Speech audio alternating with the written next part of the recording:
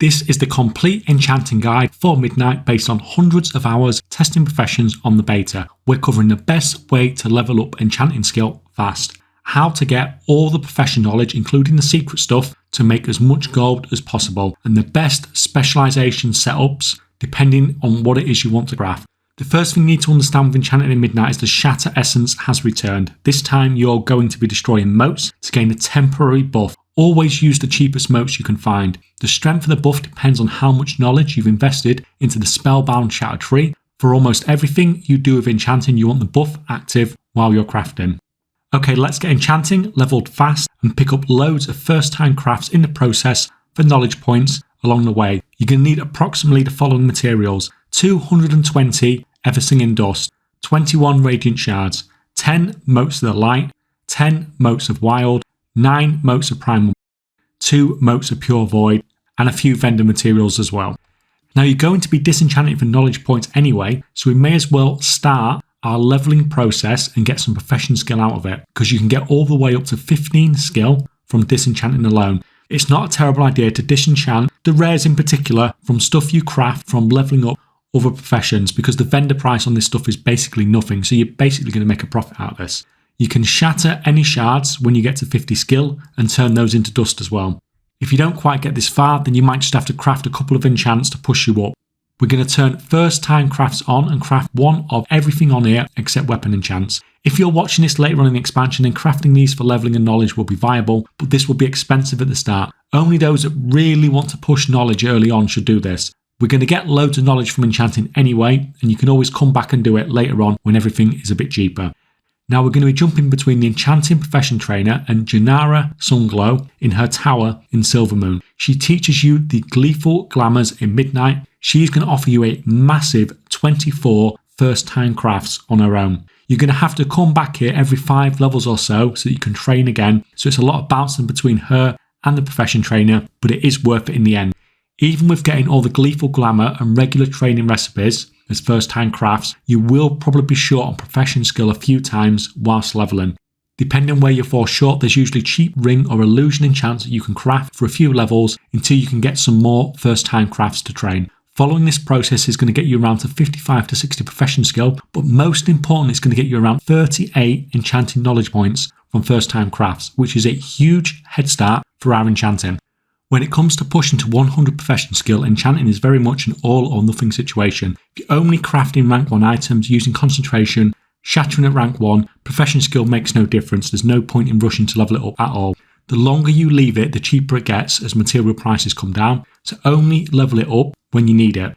That being said, if you want to be a disenchanter, shatter at rank 2 or craft anything at rank 2, then you're going to need that cap profession skill. I'm not going to cover every single enchanting recipe that can get you to 100 skill because frankly, there's just too many of them. Suffice to say that even the weapon enchants you already have can push you to 100. It's just not going to be cheap. There's no lack of options to push to 100 skill. The process is just probably going to be a painful expense. Early on, you should be collecting all the enchanting profession treasures. These give a total of 24 knowledge points and make a huge difference at the start. So at 63.4, 32.6 in Eversong Woods, just east of Silvermoon, we have the Sin'dorei Enchanting Rod. A bit to the south of the last treasure, at 60.8, 53.1, we have the Everblazing Sunmote. We can find the Enchanted Amani Mask at 49.1, 22.6 within Atal Aman. That's the subzone within Zulaman, not Zulaman itself. For the lower Blessed Dust, we are going to go out into the main Zulaman proper to 40.4, 51.2, and it's just sat on this cart waiting for us to collect. Over to Harandar next, to the southwest, the area that kills your frames per second. At 37.7, 65.3, we have the Entropic Shard. We can get the Primal Essence Orb from 65.8, 50.2 in Harandar. Over to Voidstorm next for the Pure Void Crystal, 35.5, 58.8 within the Ingress area. There is also one treasure still to find, the Enchanted Sunfire Silk. I will update it in the description below, along with all the other waypoints that you can copy and paste if you need them once it's been found. Just like in the War Within, you can earn 9 weekly knowledge points from disenchanting. This comes from 5 arcane essences worth 1 knowledge point each, and a final brimming minor shard worth 4 knowledge points. Disenchanting Darkmoon deck seems to guarantee a drop every time. the same as it did in the War Within. Disenchant your stuff every week and it's easy knowledge points. Each week you can also collect a Lost Thalassian Velum and Voidstorm Ashes. These come from World Treasures. They give 2 knowledge points, so together they give you an extra 4 knowledge points per week. Don't miss out on these. Your Profession Trainer also offers you a weekly quest where you can hand in a few enchanting materials in exchange for free knowledge points. This may hurt with the cost a bit at the start of the expansion, but for non-concentration characters it's worth doing it for the knowledge. Enchanting Catch-Up appears to work the same way in Midnight as it did in the War Within, so I'm sure you're all quite aware of how that works. If you're eligible for Catch-Up, you need to have disenchanted until you've already got your weekly Brimming Mana Shard, complete the weekly handing quest, collect both the Lost Thalassian Velum and the Voidstorm Ashes. Once all of that is done, Glimmering Powder can start dropping from your disenchants for the rest of the week if you are eligible for the catch-up. Glimmer of Midnight Enchanting knowledge to give knowledge points from Patreon orders are in the game files, but if they do spawn they seem so rare that it's probably not going to significantly affect your gold making, but just something to keep an eye out for. Don't forget to use a treatise each week. It's a quick and easy extra knowledge point. And when Darkmoon Fair comes around at the start of the month, take advantage of it. Easy free knowledge points, and Darkmoon Fair will be active during the week that Midnight launches, so don't forget about it. There are a large amount of recipes that you can pick up with Enchanting to potentially use as first-time crafts to gain knowledge. Now you may have issues with the cost here because a lot of these recipes are going to get targeted by concentration alts, so probably the price will go up a little bit.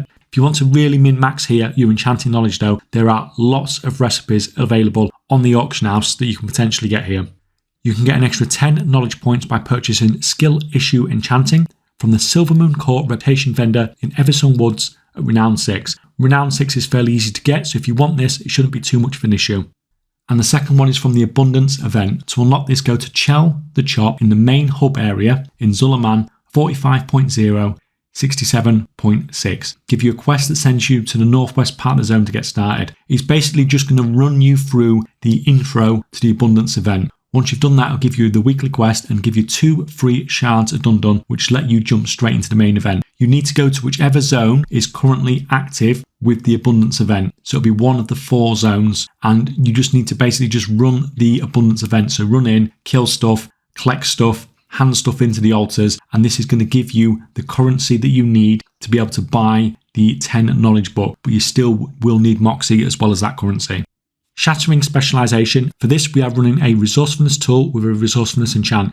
30 points in Spellbound Shatter and 30 points in Responsible Resources for the huge resourcefulness bonus. Like we said earlier in the video, always make sure we are crafting with our Shatter buff active. We can't get any better knowledge than that if all we're running is rank 1 shattering. If we want to shatter rank 2 shards, then you need 30 points in Disenchanting Delegate, along with 30 points in Crystal Collector to shatter epic crystals. We also need capped profession skill for this as well, as preferably the Blood Elf Racial, or 30 points in Dusk Deliverer for shattering rare shards. I'm not going to go into too much more detail here as I have a video talking about this specialisation on its own. Disenchanting is not affected by any profession stats. Multicraft, resourcefulness or ingenuity do nothing here whatsoever. Profession skill though is essential. You ideally need capped profession skill, capped profession gear, although rare and epic has the same plus profession skill on it, therefore rare is as good as epic from the perspective of disenchanting. And the Blood Elf Racial helps here too. That plus 5 skill gives us better returns. Knowledge wise, we need 30 points into Disenchanting Delegate, then 30 points in Dust Deliverer if we want to disenchant in commons, 30 points in Shard Supplier for disenchanting rares, 30 points in Crystal Collector for disenchanting epics. Now there's a bit more to disenchanting than this, but it has its own video and guide on the Discord, so I don't want to take up several minutes of this video besides to say that there is more to expand on here. Wand and profession gear crafting for enchanting is quite simple. We need a resourcefulness tool with a resourcefulness enchant, 30 points into transitors, tonics and tools, 20 points into outstanding outfits, and for wand crafting we need 20 points into worthy wands, or enchanting profession rod crafting we need 20 points into reputable rods. Once we have that, we can pick up Spellbound Shatter, 30 points into responsible resources for the massive resourcefulness buff. You can max out Spellbound Shatter if you want to as well for the duration, but this isn't as mandatory here as you tend to just be doing one-off crafts anyway with this setup. For an oil crafting specialisation setup, we're going to use a multi-craft tool with a multi-craft enchant. We want to max out multi-crafting meticulously for the massive multi-craft bonus. 30 points into Spellbound Shatter for the increased buff duration here is really nice. We need to get 15 points into excellent expendables as soon as possible as well, as there's another big buff to multi-craft here. All of that is what you should be doing first. From here you can either put 30 points into responsible resources for the resourcefulness bonus to make your rank 1 crafting as cheap as possible, or push to max out excellent expendables and transitories, tonics and tools for rank 2 oil crafting. Take your pick, you will fill them both eventually anyway, but it's just about what you want to prioritise.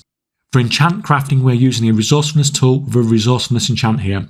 To max out crafting a rank 2 enchant without concentration is easy. Just find out whatever node it is you need that supports that enchant. This is shown on the interface on the enchant itself. Max out the node and the 2 nodes preceding it and you can craft it at rank 2.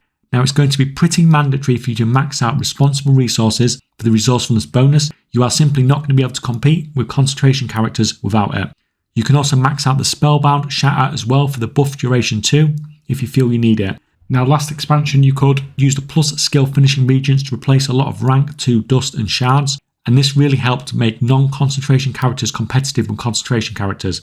Well, it seems like it's going to be less effective this time. You just get to replace so many less materials that it's probably just not going to work, unfortunately. A huge part of doing well with any profession is knowing if what you're doing is a profit before you click craft. Whatever you use, CraftSim, my crafting sheet, your own sheet, or something else, just don't do anything blindly. You will lose gold from this YOLO approach. Crafting Speed, the Dragonflight File of Quick Hands and the Weaver's Buff are still currently working on Midnight crafts. So that's the full enchanting guide for Midnight. If this helped, I'd really appreciate a like on the video, it helps out. And if you want more Midnight profession guides, gold making help, then you can join the Discord with over 15,000 members using the free guides on there, link below.